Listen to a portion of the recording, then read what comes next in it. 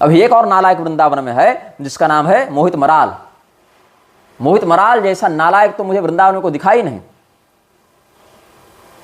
इन धूर्तों ने रसोपासना के नाम पर जो शास्त्रीयता फैलाई है, ये रसोपासना के न स्वयं अधिकारी हैं और न दूसरे को देने के अधिकारी हैं।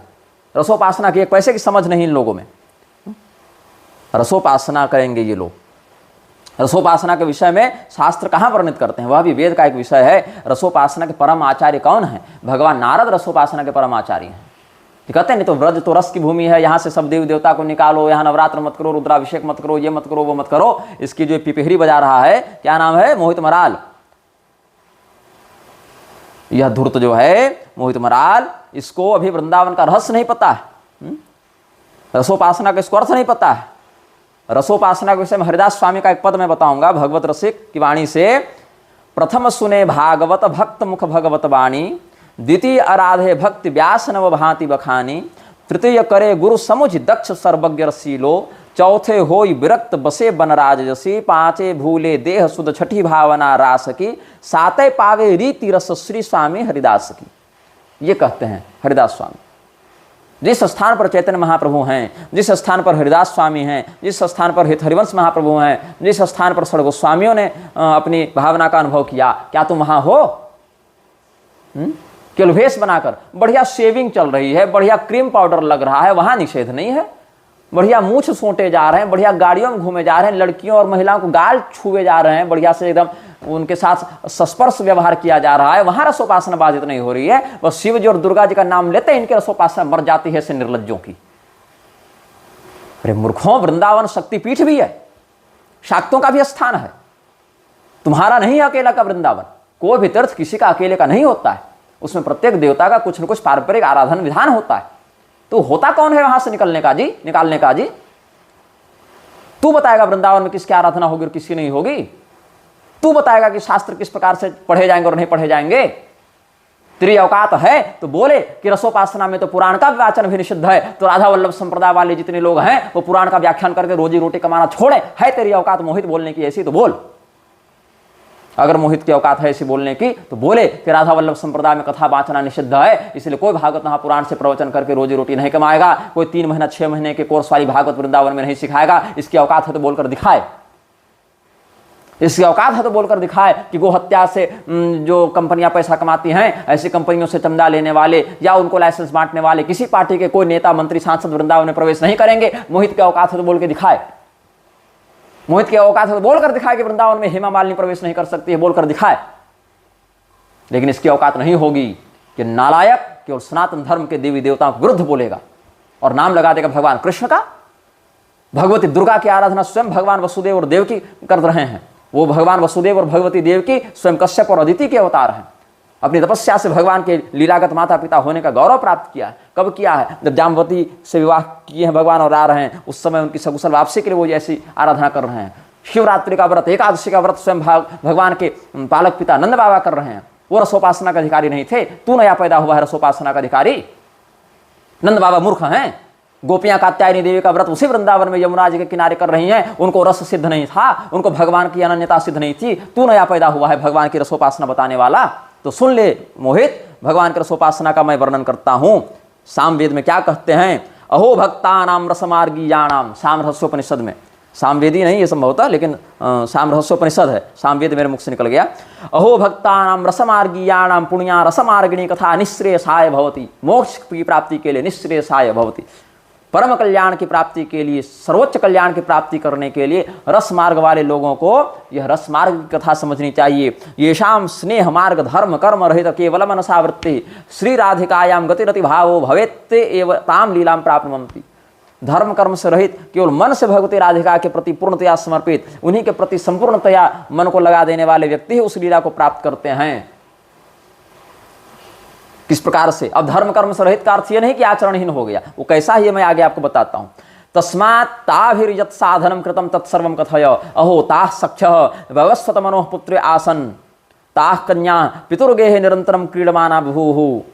वयोस्वत मनो की पुत्रियां यहाँ पर अपने पिता के घर में क्रीड़ा कर रही हैं। एक रूपा एक स्थिता एक प्राणा एक भावापन्ना बभूवुः। क्रीड़ा करते करते वो अनन्यता को एक दूसरे से प्राप्त करती हैं। अति गुण गणना रताः पितृवत्सला भवंती तस्य राज्ञो गृहे एकदा नारद समागतः। देवर्षि नारद वैवस्वत मनु के घर में आते हैं। ताह कन्या नारदम दृष्टा प्रणिपात पुरस्सराः, उन कन्याओं ने नारद जी को प्रणाम किया। तद्रूपम अद्भुतम दृष्टम जटा मुकुट मंडितम वस्त्रालंकरण युक्तम वीणावादन तत्परम कृतांजलि पुटाः सर्वा स्थितास्तम चोपतस्थिरे पप्रच्छुस्तम तथा भूतम विनयान्नय कोविदा।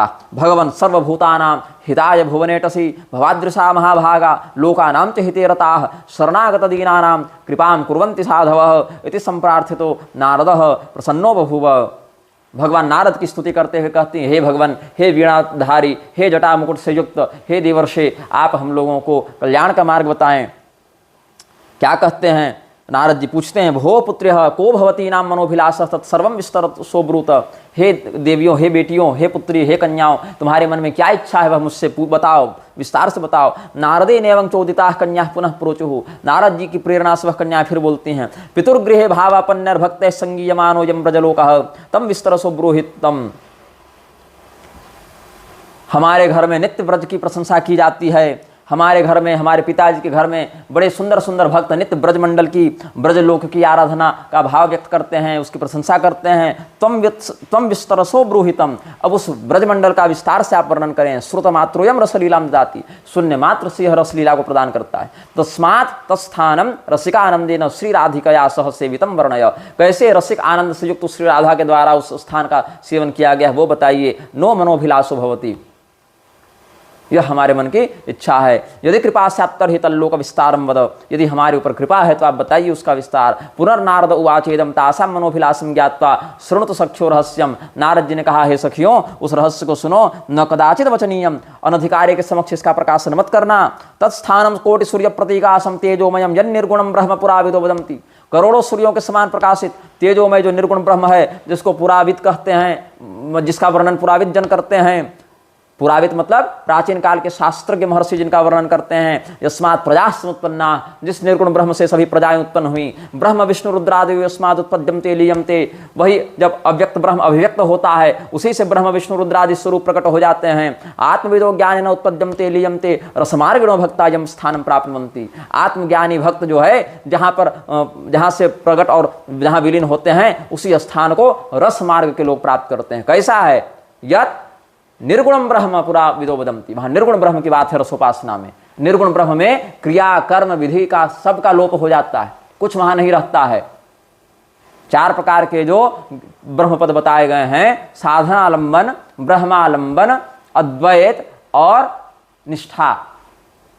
मतलब यम नियम इत्यादि के द्वारा साधनाओं के माध्यम से अलग अलग उपक्रमों को करते हुए बाह्याभ्यंतर शुद्धि, फिर ब्रह्मावलंबन ज्ञान, अविद्या के नाश के लिए ब्रह्म के प्रति समर्पण की भावना, फिर अद्वैत का अनुभव, दोनों में अभिन्नता का अनुभव, और फिर उस अनुभव के बाद पूर्ण ब्रह्म के रूप में अपनी निष्ठा। ये चतुर्विध स्तर का ज्ञान शास्त्र में बताया गया है। उस निर्गुण ब्रह्म की प्राप्ति रसमार्गियों को होती है। तुम्हारे जैसे नेताओं के चापलूस के लिए देवी जी के सामने माथा नहीं झुकेगा, हाथ नहीं झुकेगा, लेकिन नेता मंत्री आएंगे तो राधे राधे कहने के लिए हाथ तुरंत झुक जाएगा इन धूर्तों का। तो क्या होता है? नारद जी से पूछती हैं कन्याएं, ये रसमार्गीया भक्तास्ते तेषां लक्षणानि वद। रसमार्ग के भक्त कैसे होते हैं, उनका लक्षण बताओ। अब लक्षण सुनो। नारद उवाचेदम, ये वृंदावन का सौभाग्य है कि यहाँ हित हरिवंश महाप्रभु जैसे साधक हुए, और ये हित हरिवंश महाप्रभु के वंश का दुर्भाग्य है जहां तुम्हारे जैसे मूर्ख रस में अनधिकारी लोगों का जन्म हुआ। क्या कहते हैं नारद जी? ये रसिकानंदोपासकास्ते सर्वात्म भावेन भजनम कुर्वते। जो रसिक आनंद के उपासक होते हैं वो सर्वात्म भाव से भजन करते हैं। भजन में क्या होता है? जब भजन के आनंद में वो लगे रहते हैं, उसमें क्या होता है? उस स्थिति में भजनानंदोपासका नाम न वर्णो नाश्रमो न देशो न कालोस्ति। उनका कोई देश नहीं होता, कोई काल नहीं होता। भजन के आनंद में वो स्थित रहते हैं, वहां देश और काल का भी निषेध हो जाता है। मूर्खों, तो फिर वृंदावन को ही क्यों कब्जा करके बैठे हो? भजनानंदी व्यक्ति तो कहीं भी रह सकता है, देशातीत तो हो जाता है वह। ताकि तीर्थ में जब लोग आए वृंदावन में, तुमको चढ़ावा चढ़ावे, तुमको गुरुजी कह के तुमसे दीक्षा ले, तुमको पैसा दें और दूसरे देवी देवताओं को गाली दें। ये तुम्हारा भजन आनंद है? ये तुम्हारा रस का भाव है? रस के भाव का व्यक्ति देशातीत हो जाता है। वो जहां रहता है वही परमात्मानंद में विलीन रहता है। वो नित्य भगवत चिंतन में डूबा रहता है, क्योंकि वो किसी स्थान विशेष में या किसी काल विशेष में भगवान का अनुभव करता है, ऐसा नहीं है। उसके लिए जैसे ब्रह्म देशातीत और कालातीत हैं, वैसे उसकी स्थिति भी देश और काल से परे हो जाती है। वर्ण से परे, आश्रम से परे तो देश और काल से भी परे हो जाती है। इन धूर्तों ने वर्ण तो छोड़ दिया, इन धूर्तों ने आश्रम तो छोड़ दिया, इन आलसियों ने, लेकिन देश और काल नहीं छोड़ पाए। क्यों? क्योंकि इनकी स्थिति वैसी नहीं है, ये उस स्थिति के अधिकारी नहीं हैं, ये उस स्थिति तक पहुंचे नहीं हैं। इसीलिए वर्ण और आश्रम को अपने आलस्य और मूर्खता में छोड़कर बैठे ऐसे पतित लोग देश और काल के अंतर्गत हैं और नेताओं की चापलूसी में अपना जीवन बिताते हैं। जो धर्मा धर्मो परित्यज्य, कर्तव्या कर्तव्य की विचार बुद्धि जिनकी निवृत्त हो गई, वहां से ऊपर उठ गए। श्री रसिकानंदम सेवमानो भवति सहताम लीलाम प्राप्नोति येषां मनसि निश्चय तेषां प्रीतिरुत्पद्यते य एवं रसमार्ग प्रपन्ना न तेषां धर्मा धर्मो बाधमानो भवतः। क्योंकि देश और काल से अतीत हो गए तो देहाभिमान से भी अतीत हो गए। ऐसी स्थिति में उनका जो भी कृत्य होता है वो उनको प्रारब्ध में बाधा नहीं उत्पन्न करता है। विषयर बाध्यमानोपि न बाध्यते, इंद्रियां उनको विषय की ओर खींचना भी चाहती हैं तो उनका मन नहीं भटकता है। सुन लो रे मूर्खों, ऐसे भजनानंदी लोगों को अगर उनकी आंख कान प्रजननेन्द्रियां आदि अगर किसी विषय की ओर आकृष्ट भी करती हैं तो वहां नहीं उनकी वृत्ति लगती है, वो भूख नहीं लगती, प्यास नहीं लगती, वो नित्य आनंद मग्न होते हैं। तुम लोग को दिन में 10 बार परफ्यूम मारना होता है, 10 बार अपने एसी का रिमोट लेकर टेम्परेचर कम ऊपर करना होता है। तुम लोग विषयानुरक्त व्यक्ति, विषयानंद में आसक्त व्यक्ति, विषयातीत कैसे हो सकते हो? तुम रस में घुसे ही नहीं हो, तुम रस के अधिकारी ही नहीं हो, रस में तुम्हारी स्थिति ही नहीं है। क्योंकि रस में जो स्थित होता है उसके लिए क्या है? विषयर बाध्यमानोपि न बाध्यते, उसका चित्त एकाग्र होता है, भगवत परायण होता है। ये शाम अहोरात्रम सेवा कथायम नित्यमासक्ति तेषां भजनानंद भवति ये तस्मिन् मार्गे प्रपन्ना भक्तास्तेषां देयम ततो ग्राह्यम यत्किंचित वस्तु मात्रम। जो व्यक्ति उस रस में प्रविष्ट नहीं है उस व्यक्ति से वो एक पैसा नहीं लेते, एक सिक्का नहीं लेते, एक फल नहीं लेते, कुछ भी नहीं लेते। और तुम क्या करते हो? तुम्हारे जैसे नकली रसोपासक क्या करते हैं? जितना चंदा आए, जितना चढ़ावा आए, जितना अधिक से अधिक चेला हो जाए, जितनी गाड़ियां हो जाए, जितना कैमरा लग जाए, सब बटोर लो। इस रसोपासना के विक्रेता हो तुम, अधिकारी नहीं हो तुम। रसोपासना जैसे हर चीज का डुप्लीकेट हो गया ना समाज में, नकली घी बिकने लगी, साईं जैसे नकली देवता आ गए, वैसे तुम्हारे जैसे नकली रसोपासक आ गए हैं वृंदावन में और संक्रमण फैला रहे हैं तीर्थों में। और क्या कहता है शास्त्र यहाँ पर? वेद की क्या आज्ञा है? ते तस्मिन् मार्गे प्रपन्न ये तस्मिन् मार्गे प्रपन्ना भक्तास तेषां देयम ततो ग्राह्यम यत्किंचित वस्तुमात्रम भक्तानां भक्तैः सह कार्यं नान्यैः भक्तानां भक्त एव ज्ञातिः कुल वर्ण धर्मादि सर्वं दैवतं यत्किंचित मात्रम रसज्ञाः सेवकाः तेषां संबंधो नान्यैः।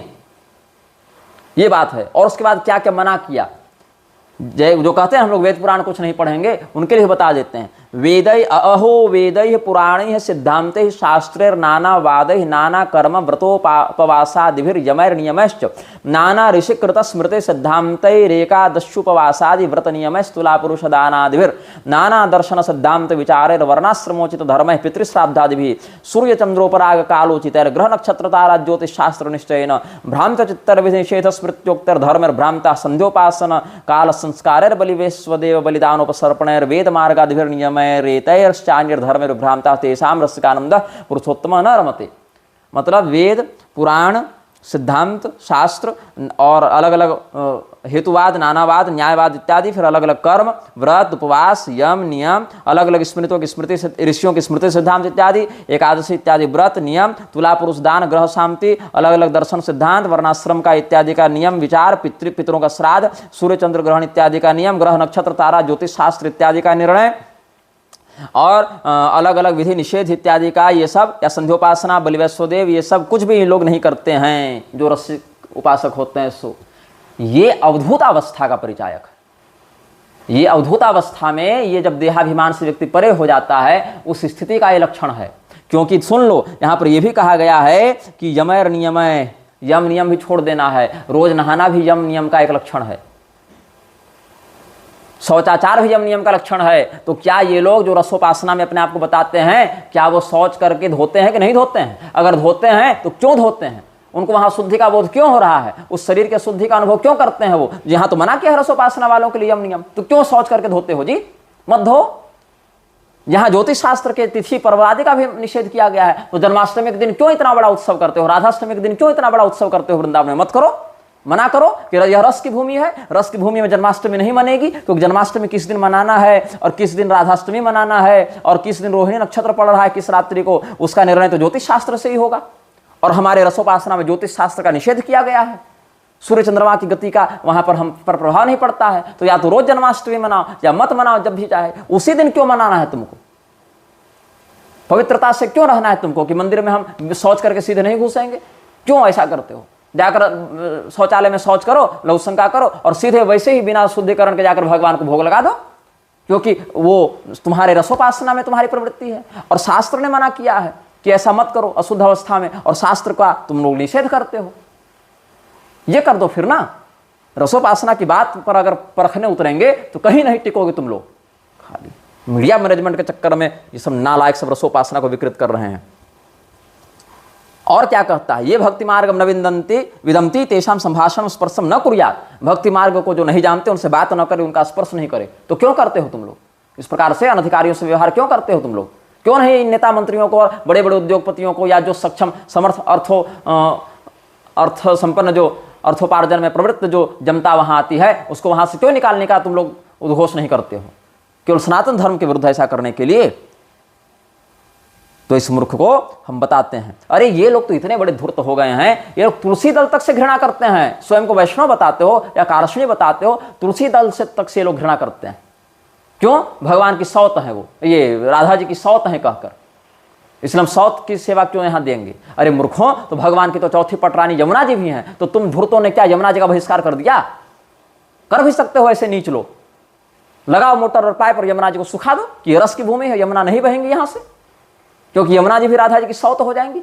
तुम्हारे जैसे मूर्ख को ये क्यों नहीं दिखता है? वही भगवती राधा भगवान के अलग अलग स्वरूपों में, कहीं तुलसी रूप में स्थित है, कहीं रुक्मिणी रूप से स्थित है, कहीं पर सत्यभामा रूप से, कहीं कालिंदी रूप से स्थित है। भगवती राधा के ये तत्व का तुम दर्शन क्यों नहीं कर पाते हो? भगवती राधा का ये रहस्य, ये वैभव तुमको क्यों नहीं दिखता है? और तू स्वयं को रसोपासक कहता है। भगवती राधा के नामोच्चारण का तुमको अधिकार नहीं है ऐसी मूर्खता पूर्ण बात करने वाले व्यक्ति को। राधा तंत्र का मैं प्रमाण देता हूं। केशबंधे महेशानी यत पद्मम सततम स्थितम पद्मबद्धे महेशानी केशपीठम मनोहरम केशबंधम महेशानी व्रजम माथुर मंडलम यत्र कात्यायनी माया महामाया जगन्मयी व्रजम वृंदावनम देवी नाना शक्ति समन्वितम। ये वृंदावन तुम्हारी बपौती नहीं है, ये अलग अलग शक्तियों से युक्त क्षेत्र है, और यहाँ पर भगवती कात्यायनी महामाया का शक्तिपीठ भी है। ये राधा तंत्र का ही वचन है। अब बोलो कि भगवती राधा जी के भी शास्त्र को हम नहीं मानेंगे क्योंकि यहां तुम्हारा विरोध हो जा रहा है। गर्ग संहिता के माधुर्य खंड में देखो, श्री राम से वराज्याता नवनंद गृहे सुया कमनीयम नंद सूनुम दृष्टवा मोहमास्थिता मार्गशीर्षे शुभे मासी चक्रुः कात्यायनी व्रतम उपचार षोडशभी कृत्वा देवी महिमयी। वृंदावन में गोपियों ने, क्या वो रसोपासना नहीं जानती थी? वृंदावन में गोपियों ने भगवती कात्यायनी की पूजा की है भगवान को प्राप्त करने के लिए। रसोपासना का जो भाव वेदों में बताया गया वो अवधूत के लिए, जैसे सुखदेव जी हैं वो देहाभिमान से परे हो चुके हैं। अपने सामने जो अप्सराएं देवियां स्नान कर रही थीं, जब सुखदेव जी उधर से गुजरे उन स्त्रियों ने वस्त्र नहीं संभाले, लेकिन वेदव्यास को देखकर संभाल लिया। स्त्री पुंभिदा न तो सुतस्य विविक्त तवास्ति तवास्ति स्त्री पुंभिदा न तो सुतस्य विविक्त दृष्टे तद्विक्ष पृक्षति मनो जगदुस्तवास्ति स्त्री पुंभिदा न तो सुतस्य विविक्त दृष्टे। ऐसा उत्तर दिया कि हे वेदव्यास जी, आप अभी स्त्री पुरुष इत्यादि के लक्षणों को देख रहे हैं, इसीलिए हमने वैसा व्यवहार किया, लेकिन आपके पुत्र में वो सब देह का बंधन नहीं, इसीलिए हमने उनके साथ ब्रह्मज्ञानी के समान बर्ताव किया। अब बताओ, ये मोहित और प्रेमानंद जैसे लोग स्त्री पुरुष आदि के लक्षणों को देखते हैं कि नहीं, जानते हैं कि नहीं, वैसी भावनाओं से युक्त हैं कि नहीं, वैसे भेदभाव से युक्त हैं कि नहीं, लिंगगत व्यवहारगत या संप्रदायगत या देवी देवतागत भाव से युक्त हैं कि नहीं? तो कैसे ये रसोपासना का अधिकारी हो गए? कैसे रस में स्थित हो गए? केवल बड़े कैमरा लगाकर और लाखों व्यू पाकर ये लोग हो गए। बात करते हैं हेमंते प्रथमे मासी नंद ब्रज कुमारी का, जैसे ऋषभदेव का भाव था अवधूत का, उनके लिए कहेंगे कि हाँ वर्णातीत हो गए, आश्रमातीत हो गए, शौचाचारातीत हो गए, सिद्धांतातीत हो गए, ब्रह्मनिष्ठ हो गए। उनके लिए किसी सांसारिक प्रपंचगत विषय का विद्या अविद्या का बाधक नहीं वहां जीवन में रहा। दत्तात्रेय जी जैसे, रैक्व जैसे महापुरुष, जड़भरत जैसे महापुरुष, उनके लिए रसोपासना का अधिकार है। तुम्हारे जैसे चापलूसों के लिए और धूर्तों के लिए, विषयानुरक्त जीवों के लिए रसोपासना नहीं है। बताओ, हम ये कहते हैं कि लक्ष्मी जी का प्रवेश तक वृंदावन में तुम लोग निषेध बताते हो, लक्ष्मी जी का प्रवेश निषेध बताते हो। तुम कहते हो कि जो द्वारिका गए वो दूसरे कृष्ण हैं और हमारे वाले कृष्ण दूसरे हैं। कृष्ण भगवान तक में तुम लोग इस प्रकार बंटवारा करके रखे हो। देखो, लीला के दृष्टिकोण से अलग अलग स्थानों पर अलग अलग तीर्थों में महत्व है, हम मानते हैं, कि वृंदावनम परित्यज्य पदमेकम न गच्छति। क्यों? व्यापनाद् व्रज उच्यते, इसलिए भगवान की नित्य स्थिति वृंदावन में है, इसमें कोई दिक्कत नहीं। ये तो शास्त्रीय सिद्धांत है, लेकिन इस सिद्धांत का प्रयोग करके अगर तुम द्वारिकाधीश श्री कृष्ण की निंदा करोगे तो ये तुम फिर गीता का भी व्याख्यान करना बंद कर दो। इस्कॉन वालों को वहां से मारपीट कर भगाओ कि तुम इस रस की भूमि में गीता का व्याख्यान कैसे कर सकते हो। गीता के पाठ पर कब प्रतिबंध लगा रहे हो तुम वृंदावन में, ये बताओ। क्यों वृंदावन में गीता का पाठ करने देते हो? गीता भी तो महाभारत का हिस्सा है, वो भी तो वेद पुराण इतिहास धर्मशास्त्र के अंतर्गत आता है। क्यों उसका पाठ करने देते हो वृंदावन में? गीता पाठ के विरुद्ध मोहित मराल क्यों नहीं बोलता है? रसोपासना में इतना ही अगर प्रवृत्त है और इसी प्रकार के लक्षण से रसोपासना अगर होती है तो बोल दे। ऐसे भी वृंदावन में तो गीता बांची नहीं गई थी, कुरुक्षेत्र में बांची गई थी। और चतुर्भुज रूप में, तेनेव रूपेण चतुर्भुजेन सहस्रबाहो भव विश्वमूर्ते, अर्जुन ने कहा है। और धर्मशास्त्र से तो तुमको दूर जाना है क्योंकि वहां तुम्हारा निषेध हो गया। तो फिर क्यों तुम जो है सो गीता का निषेध नहीं करते हो वृंदावन में? क्योंकि हंगामा ज्यादा हो जाएगा और तुम्हारी मूर्खता, तुम्हारा कपट सामने आ जाएगा, ये तुम्हारी लतखोरी सामने आ जाएगी मोहित मराल की। ये सच में मोहित है, ये नाम मोहित नहीं, ये सच में माया में इतना मोहित है कि इस मूर्ख को पता नहीं है कि रसोपासना के नाम पर क्या पाखंड फैला रहा है और श्री हरिवंश महाप्रभु की भावना का कैसे दुष्प्रचार कर रहा है, उस सद्भावना का कैसे दुष्प्रचार कर रहा है, कैसे कलंकित कर रहा है उनके उस दिव्य मत को। मैं दीक्षा परंपरा से, आचार्य परंपरा से शाक्त होकर भी जैसे विष्णु भक्ति का अनुभव करता हूं, जैसे कृष्ण भक्ति का अनुभव करता हूं, जैसी राधा भक्ति का अनुभव करता हूं, वैसे तुम जीवन में नहीं कर सकते हो। रसोपासना खोखली है तुम्हारी। रुक्मिणी जी, यमुना जी और वृंदा जी के सगे तुम नहीं हुए, लक्ष्मी जी के सगे नहीं हुए, तुम राधा जी के सगे होने चले हो। वही राधा जी काला स्वरूप धारण करके काली बनती हैं और थोड़ा कुछ और कृष्ण वर्ण रूप धारण करके तारा बनती हैं, अत्यंत उज्जवल गौर स्वर्ण प्रभा रूप धारण करके वही त्रिपुर सुंदरी बनती हैं। ये विवेक हमारे पास है। भगवती राधिका के तात्विक रूप को, महाशक्ति रूप को जो समझेगा उसका किसी देवता से विरोध नहीं होगा। भगवान महादेव जी राधा बनकर वृंदावन में रास किए हैं, महाभागवत में यह प्रमाण है। तुम महादेव जी को निकालने चले हो, रुद्राभिषेक का निषेध करने चले हो वृंदावन से। वही एक देवता, जिस भी देवता को आप पकड़े, राम जी के आप स्वरूप को तत्वतः समझ जाइए तो भी किसी से विरोध नहीं होगा। शिव जी के स्वरूप को तत्वतः समझ जाइए तो भी किसी से विरोध नहीं होगा। ये तुम्हारा कैसा रस है जो इतना क्षणभंगुर है कि राधा जी के सामने अगर शिव जी या दुर्गा जी या काली जी या राम जी का नाम ले लो, या उन्हीं कृष्ण भगवान के अवतार में जो रुक्मिणी है, वृंदा है, या जो यमुना जी, उनका नाम ले लो तो तुम्हारी रसोपासना भंग हो जाती है। इतनी खोखली, इतने नीचे स्तर की रसोपासना है तुम्हारी, इतनी एक देशी और अव्यापक और संकुचित और क्षणभंगुर उपासना है तुम्हारी। रसोपासना तो व्यापक होती है, रसोपासना तो दिव्य होती है। ऐसी रसोपासना तुमको कहां से मिल गई भाई? यहां अपने ही कृष्ण और राधा स्वरूप में भी तुमको इतना भेद दिख गया। रसोपासना में तो सर्वम ब्रह्ममयम जगत दिखना चाहिए था, देश काल का कोई अवधान नहीं रहना चाहिए था वहां पर। यह तुम्हारी कैसी रसोपासना नकली तुम करके आए हो जी? वृंदावन में वृंदा को तुम नहीं मानते, तुलसी को नहीं मानते, जिनके नाम पर वो पूरा तीर्थ बना हुआ है उनको तुम नहीं मानते हो। यमुना जी को क्यों फिर नहीं तिरस्कृत करते हो? कह दो कि जैसे तुलसी जी सौत हैं वैसे यमुना जी भी सौत हैं, लेकिन वहां यमुना जी का विरोध करोगे तो आंतरिक रूप से तुम ही भगा दिए जाओगे, तुम्हारा ही विरोध हो जाएगा। ये नया नाटक जो भी चला है, अयोध्या में त्रिपुंड नहीं चलेगा तो कोई कहता है काशी में ऊर्ध्वपुंड नहीं चलेगा, तो कोई कहता है कि 2 हाथ वाले ही ठीक हैं, कोई कहता है 4 हाथ वाले ही ठीक हैं। लड़ते रहो और मरते रहो। हमारी भगवती नंदजा नंद बाबा के यहाँ भी जन्मी है। नंद गोप गृहे जाता यशोदा गर्भ संभवा ततस्तो नाशयिष्यामि विंध्याचल निवासिनी। वो हमारे लिए भगवती का भी जन्म स्थान है। ब्रज है, बरसाना है, वृंदावन है, नंदगांव है, ये सब जो भी भगवान कृष्ण की लीला भूमि रही है, वहाँ समस्त देवी देवताओं का वास है और समस्त देवी देवताओं की पारंपरिक आराधना भी होती रही है वहाँ पर। नंद बाबा एकादशी करते थे कि नहीं करते थे? शिवरात्रि करते थे कि नहीं करते थे? हाँ, तुमको अगर नहीं करना है मत करो, उन देवताओं का आराधना मत करो, लेकिन तुम ये कहने की औकात कैसे रखने लगे कि बाकी भी न करें और बाकी को यहां से निकाल दो? ये तुम्हारी औकात कैसे हो गई? तुमको व्रत नहीं करना है मत करो, तुमको शिव जी की या दुर्गा जी की पूजा करने में रुचि नहीं है तो मत करो, तुम भगवती राधा की ही पूजा करो, उसमें भी कोई दिक्कत नहीं है। किंतु इसका अर्थ ये नहीं होता है कि तुमको वृंदावन से बाकियों को भगाने का, देवी देवताओं के तिरस्कार का अधिकार मिल गया। तुमको ये अधिकार नहीं है, किसी भी व्यक्ति को यह अधिकार नहीं है। परमावधूतावस्था को प्राप्त व्यक्ति ही इस प्रकार में अधिकृत है। यमुना पूजा की पद्धति गर्ग संहिता में बताई गई माधुर खंड में। वहां पर क्या कहते हैं? जितनी भी तीर्थ नदियां हैं ये सब जो हैं सभी यमुना जी के अंतर्गत स्थित हैं। यमुना जी के यंत्र का आवरण अर्चन जो है, पटलम पद्धतिम वक्षे यमुनाया महामते कृत्वा सुरत्वाथ जप्ता वा जीवन मुक्तो भविन्नरः। ये जो मानधाता को सौभरी मुनि बता रहे हैं यमुना जी का महात्म, वहां पर देख लेना गर्ग संहिता के माधुर खंड में सौभरी और मानधाता का संवाद नारद जी ने बहुलाश्व राजा को बताया है। वहां क्या कहते हैं, किस किस प्रकार से उस व्रत को करना है, किस किस प्रकार से वहां पर संध्या वंदन करना है। ब्राह्मे मुहूर्ते उत्थाय ध्यात्वा देवीं कलिंदजाम अरुणोदय वेलायाम नद्याम स्नान समाचरेत मध्याह्ने चापि संध्यायाम संध्या वंदन तत्परः सप्तमे नियमे राजन कालिंदी तीरमास्थितः। ऐसे करके किस प्रकार से वहां पूजन करना है, किस प्रकार से यमुना जी की स्वागत सत्कार की व्यवस्था है। वहां पर भगवती यमुना का मंत्र बताया ओंकार पूर्वक, नमो भगवत्यै कलिंद नंदिन्यै सूर्य कन्यकायै यम भगिन्यै श्री कृष्ण प्रियायै यूथी भूतायै स्वाहा। इस प्रकार से 1650 से भगवती का पूजन करने के लिए यहाँ कहा गया है। समस्त ऋषियों का, समस्त देवताओं का, समस्त तीर्थों का पूजन करने का विधान बताया गया है। तो कोई रसोपासना में संध्योपासन निषिद्ध है, संध्या वंदन निषिद्ध है, और वृंदावन रस की भूमि है इसलिए यहाँ कोई संध्या वंदन नहीं करेगा, ये तुम निषेध कर दोगे। तो यमुना जी की पूजा में जो संध्या वंदन का विधान है वो भी काट कर हटा दे तुम्हारे चक्कर में, क्या गर्ग संहिता फाड़ कर फेंक दे तुम्हारे चक्कर में।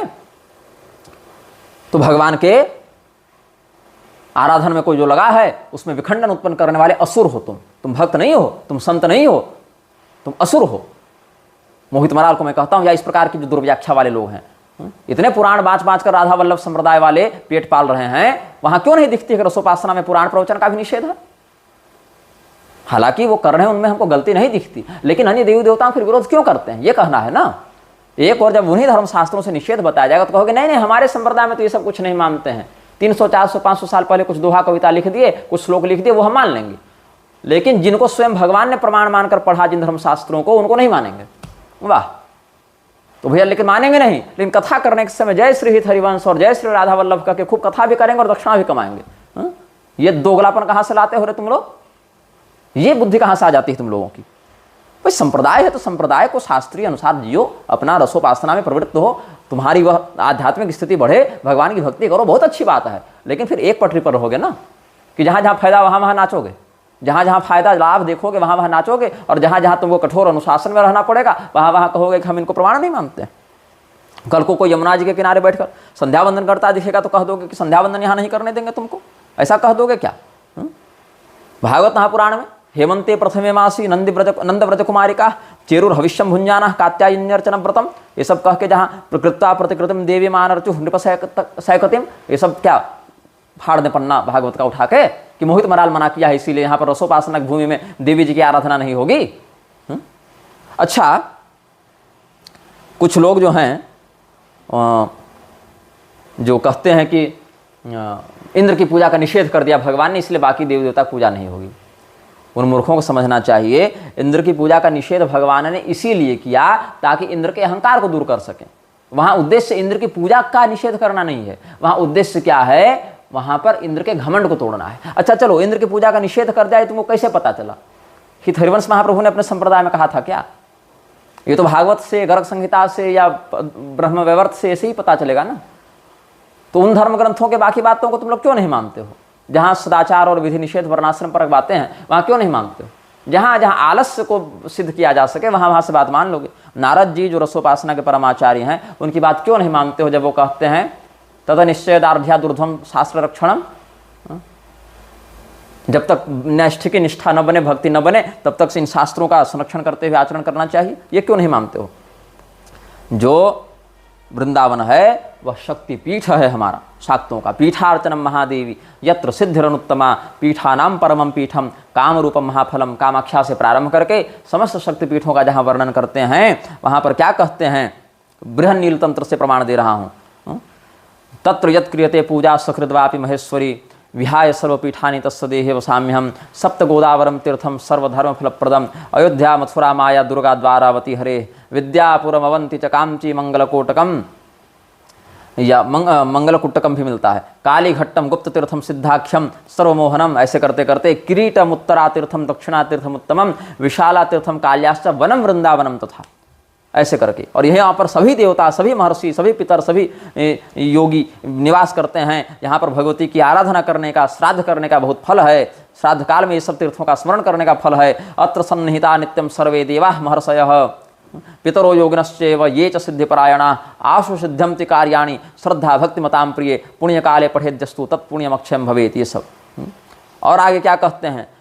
अथवक्षे महेशानि यत्र या देवता शृणु कात्यायनी महादेवी गोवर्धनिम्बिका तथा माधवी मथुरायां च देवकी यादवेश्वरी वृंदा गोपेश्वरी राधा रास वृंदावने रसे कात्यायनी महामाया भद्रकाली कलावती, चंद्रमाला महाशांतिर महायोगिन्यधीश्वरी, वज्रेश्वरी यशोदेती, वज्रश्री गोकुलेश्वरी। ये सब ब्रज के सब अधिष्ठात्री देवियां हैं। कात्यायनी, अंबिका, माधवी, देवकी, वृंदा, गोपेश्वरी, राधा, कात्यायनी, महामाया भद्रकाली कलावती, चंद्रमाला, महाशांति, महायोगिन्यधीश्वरी, वज्रेश्वरी, ये ब्रजेश्वरी होना है, या वज्रेश्वरी भी कहीं पाठ भेद मिल जाता है, यशोदा, ये सब अलग अलग नामों से उस महाशक्ति का यहाँ परिचय दिया गया है। और तुम कहते हो कि कात्यायनी पूजन नहीं होगा तो ये नहीं होगा, तो भगवान का अभिषेक मत करो, तो नवरात्र मत करो। ये तुम्हारी औकात हो गई रे कि तू हमारे शक्तिपीठ से हमारे देवताओं को तिरस्कृत करने की बात करेगा। और आगे सुनो, जो कहते हो तुम लोग कि केवल गिरिराज की पूजा करेंगे, इंद्र इत्यादि का यहां निषेध कर दिया गया। गिरिराज की पूजा बिल्कुल करो, कोई दिक्कत नहीं है वहां पर। लेकिन गिरिराज की पूजा में तो बलि भी दी गई है, ऐसा वर्णन है।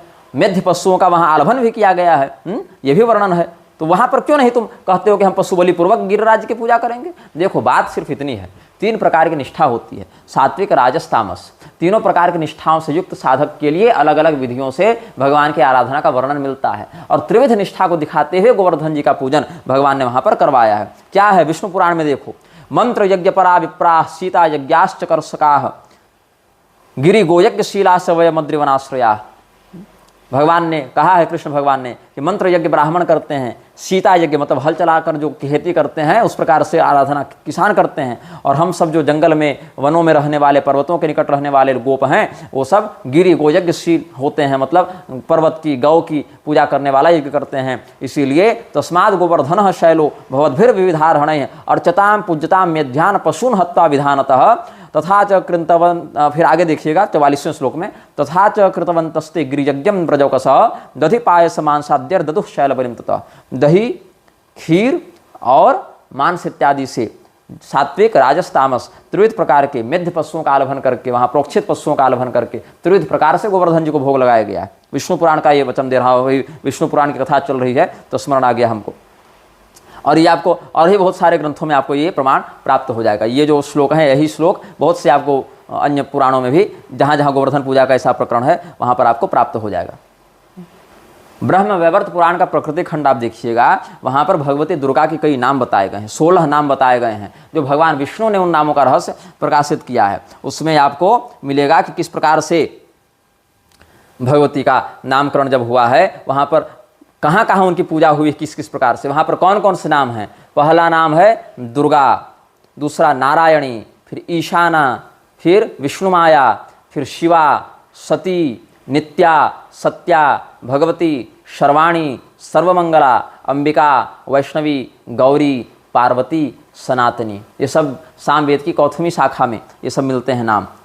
और वहाँ पर भगवान विष्णु के द्वारा ये सब नामों का व्याख्यान किया गया, किसका क्या अर्थ है। नारद जी को भगवान नारायण ने यह रहस्य बताया है। इसमें सभी नामों पर तो चर्चा नहीं करेंगे, विषय बढ़ जाएगा। आप लोग ब्रह्म वैवर्त पुराण में देख लेंगे, वहाँ पर क्या कहते हैं। इन सभी नामों से युक्त भगवती की अर्चना कहाँ कहाँ की गई है। नाम के बाद देखिए, प्रथमे पूजिता सा च कृष्णेन परमात्मना वृंदावने च सृष्ट्यादो गोलोके रासमंडले। पहले भगवान कृष्ण ने ही पूजा की है गोलोक रासमंडल, और यहाँ वृंदावन में सृष्टि के प्रारंभ में ही दिव्य चिन्मय वृंदावन में, जब पृथ्वी की रचना नहीं हुई तभी तो गोलोक है ना। पृथ्वी तो अनित्य है, गोलोक नित्य धाम में आता है कृष्ण उपासकों के लिए, सायुज्य सालोक की मुक्ति वालों के लिए। तो वहाँ पर भगवान कृष्ण ने भगवती जगदम्बिका की दुर्गा, सती, भगवती, पार्वती, अंबिका ऐसे 16 दिव्य नामों से आराधना की है। वैष्णवी, ईशाना, ये शिवा ऐसे नामों से। तो प्रथमे पूजिता साध्य कृष्णेन परमात्मना वृंदावने च सृष्ट्यादौ गोलोके रासमंडली। और दूसरे बार में ब्रह्मा जी ने आराधना की है, कब? जब मधुकैटभ वाला प्रसंग था तब। और तीसरे में शिव जी ने त्रिपुरासुर का वध करने के समय किया है वहाँ पर आराधन। और फिर दुर्वासा जी के शाप से जब इंद्र को राज्यभ्रष्ट होने का शाप भोगना पड़ा, जिसकी कथा विष्णु पुराण के प्रथम अंश में हमने बताई आप लोगों को। जो लोग सुने होंगे प्रवचन वो ठीक है, नहीं तो बाद में सुन लेंगे। वहाँ चौथे इंद्र ने पूजा की है। ऐसे करते हुए बहुत से पूजन का विधान है। राजा सुरत समाधि के द्वारा पूजन का विधान है। मधुकैटभ भीतेन ब्रह्मणा सा द्वितीयतः त्रिपुर प्रेरितेन एव तृतीय त्रिपुरारिणा। इस प्रकार कहा गया। आगे फिर इंद्र के द्वारा भ्रष्टश्रिया महेंद्रेण शापात दुर्वाससः पुरा चतुर्थे पूजिता देवी भक्त्या भगवती सती। ये सब बताया गया है। और वहाँ क्या कहते हैं, मेषाद्भिश्च महिषैः कृष्ण सारश्च मंडकैः ठागै दिक्षुषु कुष्माण्डैः पक्षिभिर्बलिभिर्मुने वेदोक्तांश्चैव दत्वैवमुपचारास्तु षोडश ध्यात्वा कवचम धृत्वा संपूज्य च विधानतः। ये सब बातें आगे बताई गई हैं। तो मधुकैटभ के प्रकरण में ब्रह्मा जी ने, त्रिपुरासुर के प्रकरण में शिव जी ने, और उससे उनसे भी पहले भगवान कृष्ण ने गोलोक में और चिन्मय वृंदावन में, नित्य वृंदावन में, जहाँ पर वास्तवी लीला होती है। दो प्रकार की लीला है ना, व्यावहारिकी जो पृथ्वी वाली और वास्तवी जो गोलोक वाली। तो गोलोक में भी जो लीला होती है भगवान की, वहाँ भगवती का अर्चन इस प्रकार से किया है। चिन्मय वृंदावन में जब भगवती की ऐसी दिव्य आराधना भगवान कृष्ण स्वयं कर रहे हैं, तो ये मोहित जैसा व्यक्ति होता कौन है? भू वृंदावन से, यहाँ पर व्यावहारिक वृंदावन से भगवती को बाहर निकालने वाला। ये इसकी औकात कैसे हो गई? ये इसका सामर्थ्य कैसे हो गया भाई? तो आपको हम बताते हैं, भागवत महापुराण में देखिए कैसे नंद बाबा ने कितनी बार भगवान के सामने ही उनकी सम्मति से अन्य देवी देवताओं की भी पूजा की है। क्या कहते हैं? गोपियों ने किस प्रकार से पूजा की है? कहते हैं गोपियां, किम नस्तपश्चिरण मधोक्षजार्चनम पूर्तिष्ठ दत्तम उत भूत सौहृदम। 8वां अध्याय देखिएगा भागवत के 10वें स्कंद का। यत् संपरेतः पुनरेव बालको दृष्टिया स्वबंधून प्रणयन उपस्थितः। हमने कितने सुंदर भगवान की आराधना की होगी, विष्णु भगवान की आराधना, साथ साथ इष्ट पूर्त भी किया, जिसमें यज्ञ याजन अन्य देवी देवताओं की आराधना और सभी समाज सेवा के काम इसी में आ जाते हैं। वेदोक्त स्मृत्युक्त सभी धर्म इसमें आ जाते हैं कि हमारा बालक हमारे उसी सत्कर्म के कारण आज यहाँ जीवित आ गया, हमारे पास आ गया। ये यहाँ पर वर्णन है। जहाँ पर तृणाव्रत का प्रकरण है वहाँ पर आप देखिएगा। और देखिए आगे, जब भगवान का सक्टासुर वाला प्रकरण, 1 अध्याय पहले की बात है। देखिए 7वें अध्याय में क्या कहते हैं? वादित्र गीत द्विज मंत्रवाचकश्चकार सूनोरभिषेचनम सती नंदस्य पत्नी कृतमज्जनादिकम विप्रैः कृतस्वस्तेनम सुपूजितैः। ये सब देखिए। चाहे आगे सक्टासुर के उद्धार के बाद देखिए ब्राह्मणों ने कैसे हवन किया है, कैसे सब दधि अक्षत कुश इत्यादि से भगवान का मार्जन किया है।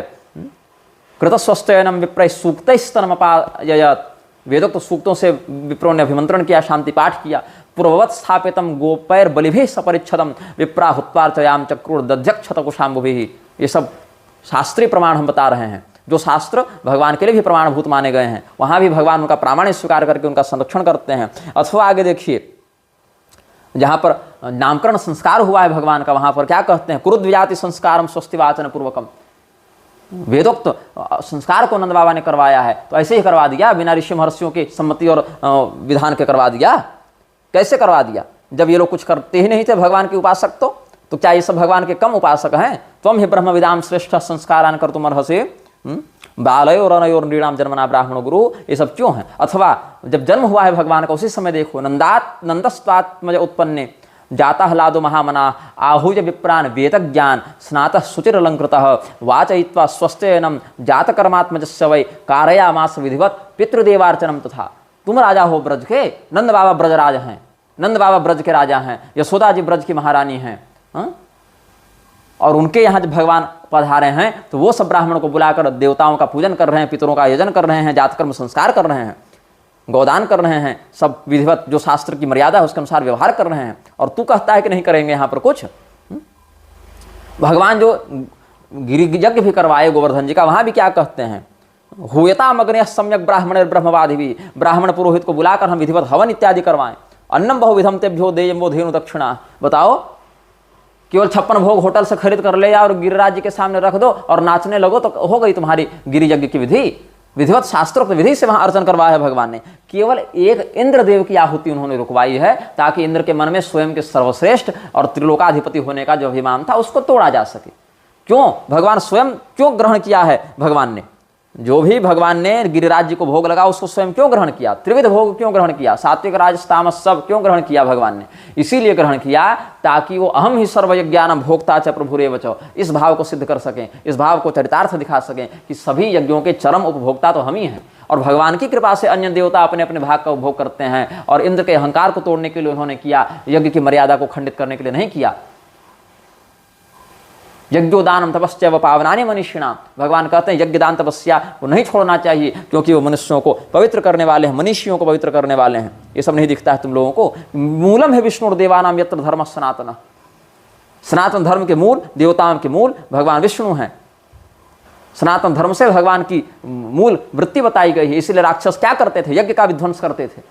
ब्राह्मणों का विध्वंस करते थे, वर्णाश्रम का विध्वंस करते थे, और आज के मोहित जैसे राक्षस भी वही करने में लगे हैं।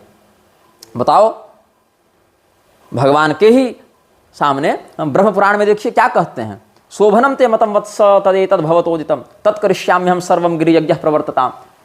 नंद बाबा ने स्वीकार किया भगवान के निर्देश को, और क्या करते हैं, ब्राह्मणों को बुलाकर खूब भोजन कराया, गौदान इत्यादि किया, और क्या क्या वहां पर भोग लगा है, दधि पाय समान साद्यर ददु शैल बलिम ततः, और बहुविध उस भक्ष भोज्यादि को भगवान ने शैल रूप से ग्रहण किया है। गिरिमूर्धनि गोविंद शैलो हमिति मूर्तिमान बुभुजन्नम बहुविधम गोपवर्या हृतम द्विजा।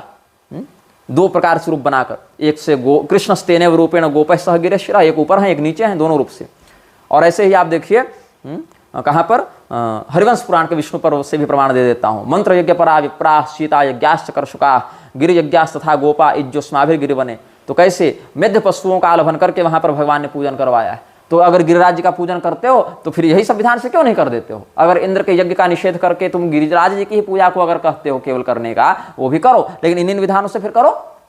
तब राजेंद्र दास जाएंगे वहां पर पशु बलि देने के लिए, इन शास्त्र वाक्यों को फिर प्रक्षुब्ध बता देंगे, शाही पोत दो इसमें, क्योंकि राजेंद्र दास की बात तो वेदव्यास जी की बात और कृष्ण भगवान की बात से ज्यादा प्रामाणिक होगी। क्या है कि अभी जिंदा है अगला, संत है, जिंदा संत है। वेदव्यास जी भले चिरंजीवी होंगे, राजेंद्र दास की आयु पता नहीं कितनी बची है इन लोगों की, या हमारी या आपकी, लेकिन वेदव्यास जी तो चिरंजीवी है ना। लेकिन उनकी बात मत मानो, इन लोगों की बात मानो जो जीवन भर नेताओं की चापलूसी करते रहे और अपनी झूठी विनम्रता का कपट संसार को दिखाते रहे।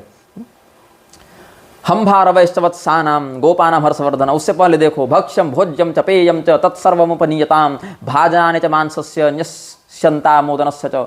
अब इसमें क्या है कि तीनों प्रकार की श्रद्धा भगवान ने दिखाई है, क्योंकि त्रिविध प्रकार के यज्ञ होते हैं, त्रिविध प्रकार के यज्ञों का भगवान उपभोग करते हैं। हमारे शरीर में भी वैकारिक अहंकार, तेजस अहंकार, तामस अहंकार से ही ये सब पंच भौतिक शरीर का निर्माण होता है। केवल तमोगुण से, केवल रजोगुण से, केवल सत्वगुण से कुछ नहीं बन सकता है। तीनों गुणों में और वही विषम रूप में उनकी संलिप्तता होनी चाहिए, तभी कोई रचना होगी। इसीलिए यहाँ पर दुग्धादि सत्वगुण प्रधान और अन्नादि रजोगुण प्रधान पकवान इत्यादि, आमान्य सत्वगुण प्रधान, पकवान रजोगुण प्रधान, और उसमें भी मांसान्न ये जो है सो तमोगुण प्रधान। त्रिविध प्रकार के भोगों को भगवान ने दिखाया है। दधनो हृदो घृतावर्तः पयः कुल्या समाकुलः मांसराशि प्रभुताढ़्य प्रकाशोदन पर्वतः संप्रावर्तत यज्ञस्य गिरिर्गोभिः समाकुलः। ये सब और माया से भगवान ने क्या क्या वहां ग्रहण किया है, तीनों को, दूध, उसका विकार दही और फिर मांस, तीनों भगवान ने पर्वत रूप में ग्रहण किया है। अब बोलिए कैसे पाप नहीं लगा भगवान को, तो भगवान को ये सब नहीं लगता है। भगवान कर्म बंधन में नहीं होता है। नमाम कर्माणि लिम्पन्ति न मे कर्म फलस्पृहा इतिमाम यो भिजानाति कर्म फिर न सबद्धति। भगवान को, और वो भी तो विधिपूर्वक कर रहे हैं, इसीलिए तो और कोई दोष की बात नहीं है। नहीं तो भगवान तो पूरे के पूरे कौरवों की सेना खा गए थे। नष्ट्रा कराला निचते मुखानि दृष्ट्वैव काला नल सन्निभानि दिशो न जाने न लभे च शर्म प्रसीद देवेश जगन्निवास। यथा नदीनां बहवं वेगाः समुद्रमेवाभिमुखा द्रवन्ति तथा तवामि नरलोकवीरा विशन्ति वक्त्राणि जलन्ति। ये सब देखते हैं। बड़े बड़े राक्षसों के समूह, राजाओं के समूह, सेनाओं के समूह, सब भगवान के मुख में काल रूप मुख में घुसते जा रहे हैं। कालोस्मि लोकक्षयकृत प्रवृद्धो लोकान् समाहर्त में प्रवृत्त, ये सब भगवान का है ना। तो क्या करेंगे ये सब हम? हरिवंश पुराण को, ब्रह्म पुराण को, विष्णु पुराण को क्या कहें, फाड़ के फेंक दें इन लोगों के चक्कर में, इनको संतुष्ट करने के चक्कर में। लक्ष्मी जी का निषेध करवा रही है धुर्त वृंदावन में। अब बेलवन में लक्ष्मी जी तपस्या कर रही है, अलग बात है, अलग अलग लीलाओं में है, लेकिन लक्ष्मी जी से रहित हो गए भगवान। लक्ष्मी जी दूर चली गई। अरे वही लक्ष्मी, जब वही महाशक्ति जब भगवान कृष्ण रूप में रहते हैं तो राधा रूप में रहती है, वही महाशक्ति जब भगवान नारायण रूप में रहते हैं लक्ष्मी रूप में रहते हैं। और वही लक्ष्मी जो है उसको श्री तत्व जो है सर्वत्र विद्यमान है, इसलिए सभी श्री संपन्न, श्रीमान, श्रीमंत ऐसा कहलाते हैं। कहीं सीता रूप में, कहीं राधा रूप में। हाँ, जहाँ राधा पर का आराधना है वहाँ राधा जी का विलास लक्ष्मी जी को मानते हैं, और जहाँ लक्ष्मी जी की प्रधानता है वहाँ लक्ष्मी जी का विलास राधा जी को मानते हैं। लेकिन वो दृष्टिकोण का भेद है, वो तत्व का भेद नहीं है। तत्व के भेद में तो राधा माधव रूपकम एक ही है, दोनों भगवान कृष्ण और भगवती राधा एक रूप हैं। लेकिन इस रहस्य को हम समझ रहे हैं और तुम कैसे रसोपासक हो जो तुम नहीं समझ रहे हो। वृंदावनम सखी भुवो वितनोति कीर्ति यद देवके सुत पदाम्बुज लब्ध लक्ष्मी गोविंद में वेणु मनु मत्त मयूर नृत्यम प्रेक्षा दृशान वपरतान्य समस्त सप्तम। ये 21वां अध्याय भागवत का देखिए 10वें स्कंध का। अथवा जहाँ पर वृंदावन में ही यज्ञ कर रहे हैं ब्राह्मण, प्रयात देव यजनम ब्राह्मणा ब्रह्मवादिन सत्र मांगे रसम नाम ह्यासते स्वर्ग काम्य।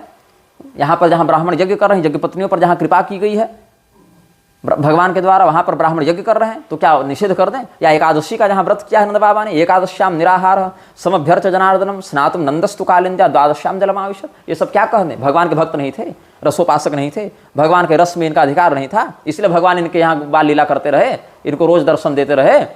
तुम बड़े रसोपासक हो गए हो। क्या कहते हैं? दत्ता भयम च भुज दंड युगम विलोक्य वक्ष श्रिय करमणम च भवाम दास्य। जहाँ पर रास क्रीड़ा भगवान, जहाँ पहला रास पंचाध्याय का प्रारंभ हो रहा है जिस अध्याय से, दत्ता भयम च भुजदंड युगम विलोक्य वक्ष श्रिय करमणम च भवाम दास्य। और देखो आगे के अध्याय में देखो क्या कहते हैं? आक्षिप्त चित्ता प्रमदा रमापतेस्तास्ता विचेष्टा जगृहुस्तदात्मिका।